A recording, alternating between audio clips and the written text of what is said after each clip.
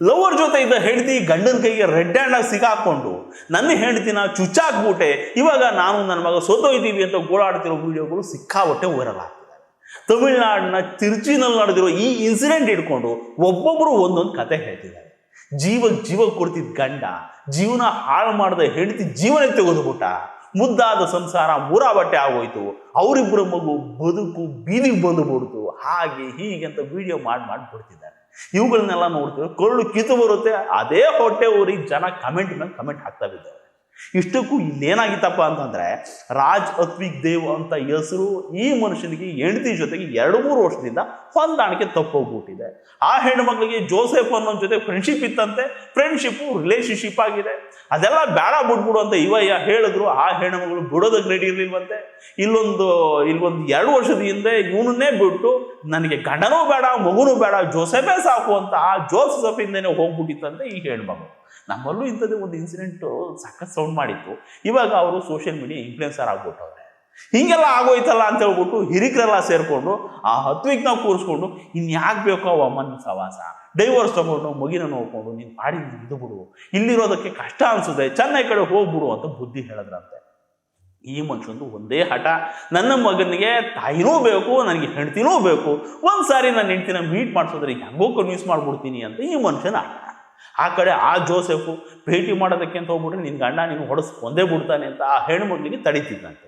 ಇಷ್ಟೆಲ್ಲದ್ರ ಮಧ್ಯದಲ್ಲೂ ರಾಜಿ ಪಂಚಾಯಿತಿ ಅಂತ ಆಗ್ಬಿಟ್ಟು ಆ ಹೆಣ್ಮಗಳು ಗಂಡನ ಜೊತೆಗೆ ವಾಪಸ್ ಬಂದಿತ್ತಂತೆ.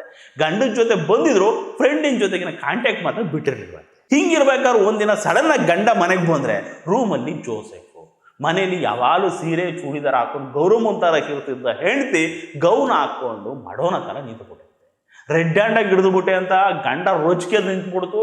ಎಲ್ಲ ಗೊತ್ತಿದ್ದು ಕರ್ಕೊಂಡು ಬಂದು ಹಿಂಗೆ ಯಾಕೆ ಆಡ್ತಿದ್ದಾನೆ ಅಂತ ಇವನು ಹೆಂಡತಿಗೆ ಆಶ್ಚರ್ಯ.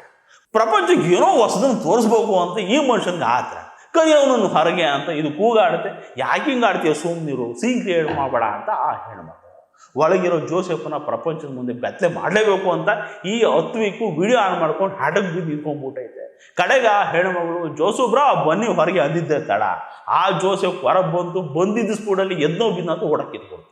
ಇಲ್ಲಿ ಗಂಡ ಹೆಂಡತಿ ಮಧ್ಯದಲ್ಲಿ ಮಾರಾಮಾರಿ, ಹೆಂಡತಿ ಹಾಸ್ಪಿಟಲ್ ಟ್ರೀಟ್ಮೆಂಟ್ಗೆ ಹೋದ್ರೆ ಈ ಹತ್ವಿಕ್ಕು ಅನ್ನೋ ಮನುಷ್ಯ ಬಿಯರ್ ಕೊಡ್ಕೊಂಡು ಪ್ಯಾತೋ ತಮಿಳ್ ಸಾಂಗ್ ಹಾಕೊಂಡು ಗೋಳಾಡುತ್ತೆ, ಅದನ್ನೇ ವಿಡಿಯೋ ಮಾಡುತ್ತೆ, ಇನ್ಸ್ಟಾಗ್ರಾಮಿಗೆ ಬಿಡುತ್ತೆ.